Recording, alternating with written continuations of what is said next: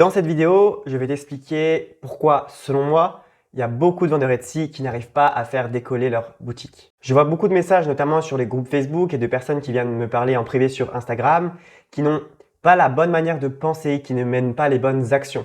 Du coup, ils n'ont pas de trafic sur leur boutique et ils ne font pas de vente. Cette vidéo, elle va vraiment t'aider à acquérir une nouvelle manière de penser, à avoir un mindset un peu plus d'entrepreneur et ça va aussi t'aider à changer de stratégie pour que tu puisses enfin générer tes premiers revenus sur Etsy ou tout simplement d'augmenter tes revenus. Si tu es nouveau sur la chaîne, je me présente rapidement, je m'appelle Bastien et l'objectif sur cette chaîne YouTube, c'est d'aider tous les entrepreneurs à vivre de leur business en ligne, à vivre de leur création pour gagner en liberté et avoir le temps de faire des choses qui vous passionnent vraiment dans la vie. Donc si tu veux faire exploser ta boutique Etsy, si tu veux faire exploser ton business, tu es vraiment au bon endroit sur cette chaîne et je t'invite vivement à t'abonner à la chaîne et à activer la cloche pour ne louper aucune de mes vidéos. Alors aujourd'hui, qu'est-ce qui vous empêche d'avancer et d'atteindre vos objectifs sur votre boutique Etsy? Et la première raison, selon moi, ça va concerner plutôt ceux qui n'ont pas encore ouvert leur boutique Etsy. Il faut arrêter d'être trop perfectionniste. Je vois beaucoup de personnes en fait qui me disent « Oui Bastien, je ne sais pas si je dois ouvrir ma boutique Etsy, je ne sais pas si ça va fonctionner, je ne sais pas si ça vaut le coup, je me sens pas encore prêt, etc. etc. » Et je comprends parfaitement que tu veuilles te sentir prêt à 100% avant de lancer ta boutique, que tu ne veux plus avoir aucune interrogation, aucun point d'ombre. Moi-même, j'ai eu cette difficulté pendant très longtemps. Par exemple, avant de lancer cette chaîne YouTube, j'ai hésité énormément de temps. Je me suis dit « Ouais, mais on va me juger, mais ce que je vais dire, ça va pas être intéressant. Mais je suis pas légitime, moi, pour donner des conseils sur Etsy, qui je suis, etc. » Il y en a qui font bien plus de ventes que moi, etc. etc. Mes amis, ma famille vont me juger. Voilà, plein avec le syndrome de l'imposteur, etc. Et aujourd'hui, je vois que mes vidéos, elles plaisent, elles intéressent, elles aident beaucoup de personnes. Tous les jours, j'ai des nouveaux abonnés et d'ailleurs, je vous remercie pour ça. Et donc, en fait, du coup, je regrette absolument pas de m'être lancé. Et au pire, si ma chaîne YouTube n'aurait pas fonctionné, est-ce que j'en serais mort? Non, j'aurais appris et puis voilà. En fait, ce que tu dois comprendre et ce que j'essaie de t'expliquer, c'est que tu ne te sentiras jamais prêt à 100% avant de te lancer par exemple sur Etsy. Il y aura toujours des points d'ombre, des zones d'ombre puisqu'en fait tu vas faire quelque chose que tu n'as jamais fait auparavant. Donc tu vas sortir de ta zone de confort. Donc forcément il y aura des interrogations, il y aura un peu d'inconfort et c'est tout à fait normal. Ce que je te conseille de faire pour t'aider à prendre une décision, c'est tu fais un tableau avec une colonne ce que j'ai à perdre, une colonne ce que j'ai à gagner. Et en lançant ta boutique Etsy, honnêtement, ce que tu as à perdre, c'est quoi? C'est quelques centimes pour la mise en ligne de tes produits. Et encore, avec mon lien dans la description, tu as 40 mises en ligne produits offerts si tu n'as pas encore ouvert ta boutique Etsy. Donc, je t'invite à en profiter. Donc voilà, si on lève ce frein-là, vraiment, ce que tu as à perdre, c'est pratiquement rien puisque même si ta boutique ne fonctionne pas, tu vas apprendre énormément de choses sur le marketing, sur la vente, sur comment on gère une boutique, etc. C'est super enrichissant. Mais au contraire, imagine que ta boutique, elle explose, elle fonctionne. Tu crées ta marque, tu vis de tes créations. Tu vois? Essaie toujours de voir le verre à moitié plein plutôt qu'à moitié vide. Je te conseille de vraiment mettre ton mental sur off et d'ouvrir ta boutique. La deuxième raison pour laquelle, selon moi, les vendeurs Etsy n'arrivent pas à faire décoller leur boutique, c'est qu'ils pensent que leur niche, c'est soit un produit, une catégorie de produits ou une industrie. Quand je demande aux vendeurs Etsy « Ah ouais, bah toi, c'est quoi ta niche ?» Il y en a déjà beaucoup qui ont un peu de mal à me répondre parce qu'ils n'ont pas défini clairement leur niche, ils ne savent pas trop ce que c'est, etc. Et il y en a d'autres qui me disent par exemple bah moi je suis dans la niche des bijoux. Bah non, en fait, ça c'est pas une niche, c'est une industrie. Ou bah moi je fais des bougies. Non, ça c'est pas une niche, c'est un produit. Voilà, etc., etc. Ou moi je fais de la couture. Bah pareil, c'est pas une niche ça. Et après ils me disent qu'ils font pas de vente, qu'ils n'arrivent pas à se positionner sur le marché, etc., etc. Alors une niche, c'est un produit ou une gamme de produits qui offre une solution à un problème pour un public cible spécifique.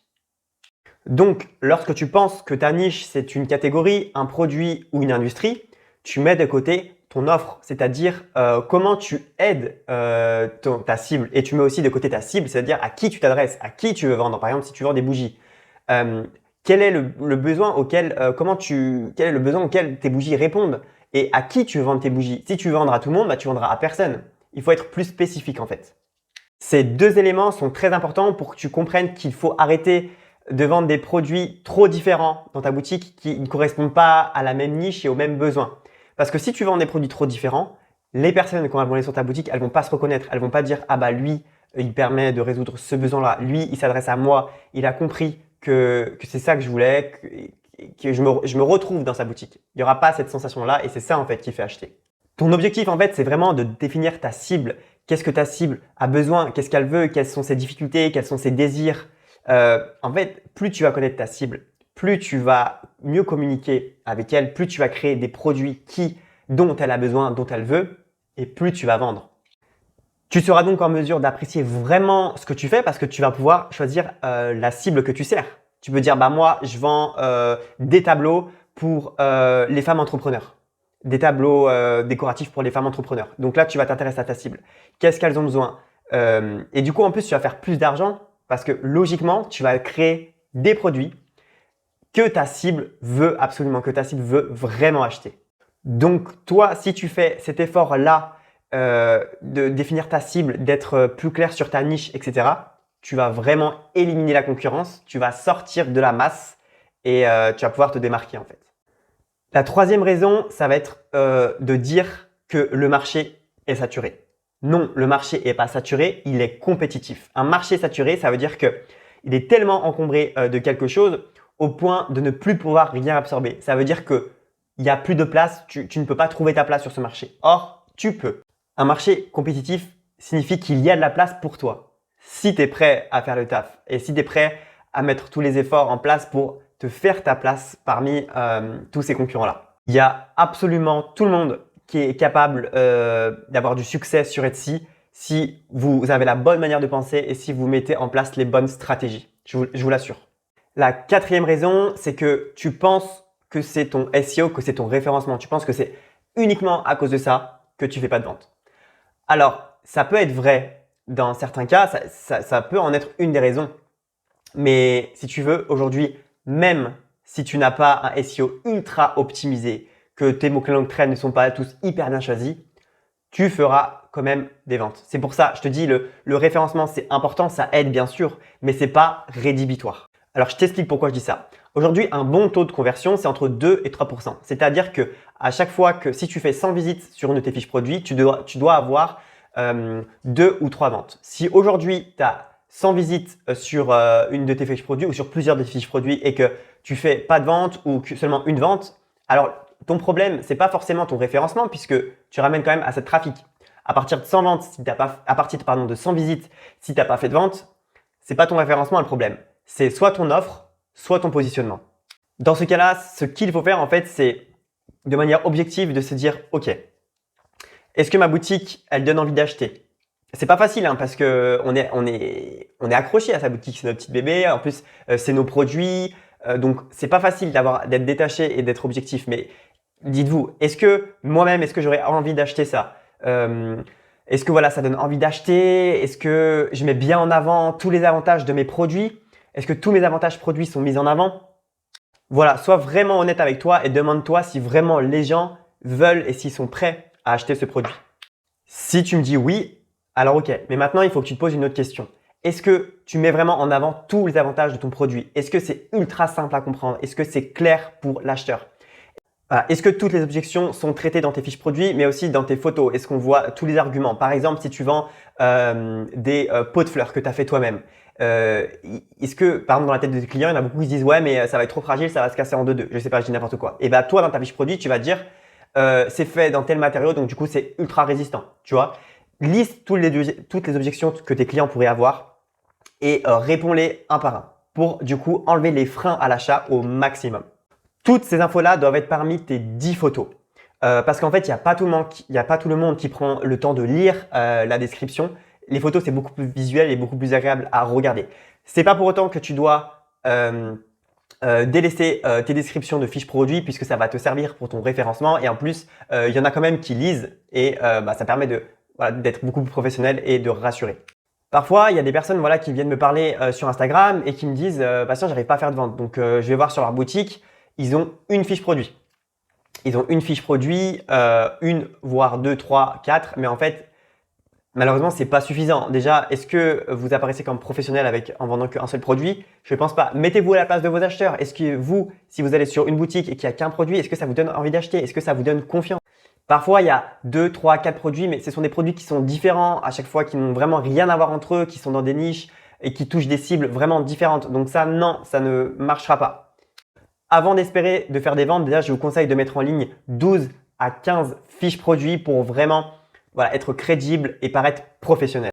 Et pour en venir sur le mindset, une fois, j'ai vu sur un groupe Facebook, je comprends pas, je viens de mettre en ligne un produit, j'ai aucune vente, ça fait 3 semaines.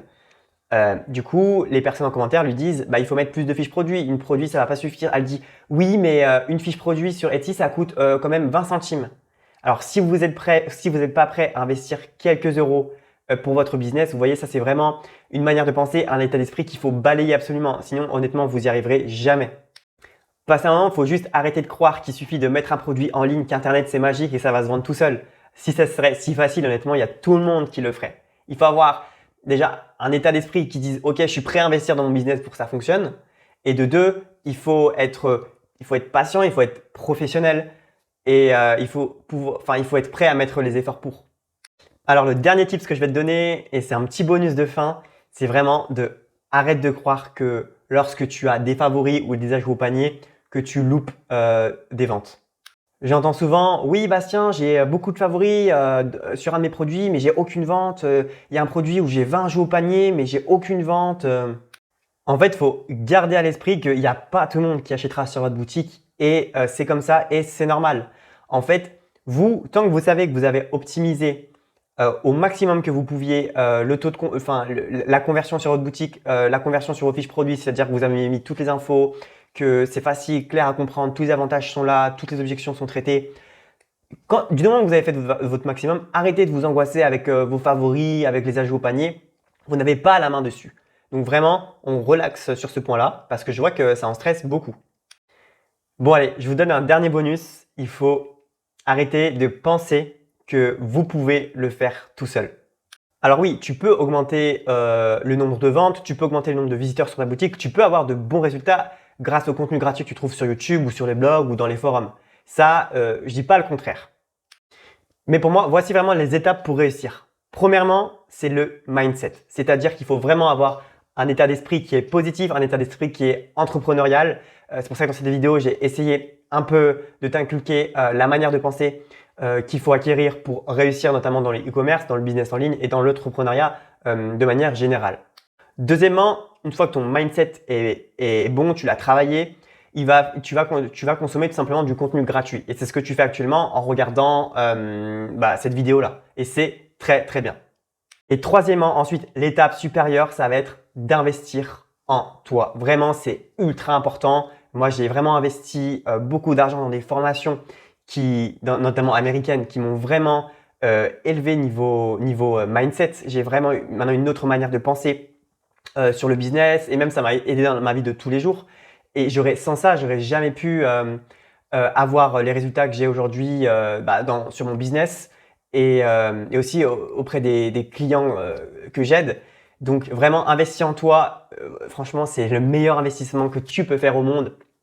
Quand tu as un plan précis à suivre, quand tu as un expert qui te prend par la main du début jusqu'à la fin du processus, qui te disent là à ce moment-là, il faut faire ci, il faut faire ça. Franchement, ça n'a pas de prix. Et si vraiment c'est ton objectif de vivre de tes créations, de vivre de ton business en ligne, de vivre de ta boutique, pour ensuite créer une marque, etc., tu vas devoir à un moment donné investir en toi, investir dans tes formations. Franchement, c'est primordial. Moi, ça m'a vraiment fait exploser. Déjà, ça m'a fait péter mes barrières limitantes dans ma tête et ça m'a fait exploser mon business. Je suis sûr que tu vois beaucoup de boutiques sur Etsy qui fonctionnent énormément, des vendeurs qui ont beaucoup de ventes. Ça se trouve, c'est même tes concurrents. Mais toi, en fait, t'as rien de moins qu'eux, en fait. Ce qui te manque peut-être, c'est la connaissance et l'état d'esprit. Comment ils font? Qu'est-ce qu'ils font? Quelle est leur stratégie? Quelles sont les étapes, le plan, le processus qui les a emmenés au succès qu'ils ont aujourd'hui? Et aujourd'hui, si tu n'as pas les résultats que tu souhaites atteindre, c'est forcément qu'il y a des connaissances que tu n'as pas. Et c'est OK, mais en fait, aujourd'hui, tout s'apprend. Notamment sur Internet, on peut tout apprendre. Donc, c'est vraiment OK avec ça. Pour vous aider dans l'atteinte de vos objectifs sur Etsy, je suis en train de créer un programme. Mais pour cela, j'ai besoin de mieux vous connaître, de savoir aujourd'hui quelles sont vos problématiques, quels sont vos freins, quels sont vos besoins, de quoi avez-vous besoin pour atteindre vos objectifs. J'ai vraiment besoin de mieux vous connaître pour mieux vous cerner et pour créer du contenu qui est beaucoup plus adapté à vous. C'est pour ça que j'ai créé un questionnaire qui est vraiment rapide à répondre. En moins de 5 minutes, vous pouvez répondre à ce questionnaire et ça va m'aider à mieux vous connaître pour pouvoir produire du contenu qui répond vraiment à vos besoins, qui va vraiment vous aider, qui va vous aider à débloquer certaines situations, etc. Donc, si tu veux m'aider et répondre à ce questionnaire, il y a le lien qui est dans la description. Donc, franchement, un grand merci d'avance à tous ceux qui vont répondre à ce questionnaire. Si tu veux soutenir la chaîne et continuer à avoir des vidéos, du contenu gratuit, de qualité qui permet vraiment de t'aider, eh bien, franchement, ce que tu peux faire, c'est de répondre à ce questionnaire. Donc, je t'invite à répondre au questionnaire maintenant. Le lien est dans la description de la vidéo. Merci d'avoir regardé jusqu'à la fin et je vous dis à très vite pour de prochaines vidéos.